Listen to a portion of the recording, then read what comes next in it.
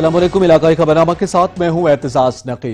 Headlines आपने जानी, bulletin का बाकायदा आगाज करते हुए आपको बताएं, regional police officer Rawalpindi Suhail Habib Tajik ने जेहलम के पहले मॉडल पुलिस स्टेशन का विजिट किया। Suhail Habib Tajik regional police officer Rawalpindi का मॉडल पुलिस स्टेशन दीना का दौरा। डीपीओ जेहलम भी मकामी अफसरान के हमरा मौजूद थे। मॉडल पुलिस स्टेशन दीना में नए जदीद कंप्यूटराइज सिस्टम बारे और अवामी मसाइल बारे आरपीओ को ब्रीफिंग दी गई। इलाके में जराइम की शरह के बारे में बताया गया। आरपीओ का कहना था कि मेरे विजिट का मकसद थानों की कारकर्दगी को बेहतर बनाना और पुलिस और अवामी के मसाइल को फौरी हल करना है।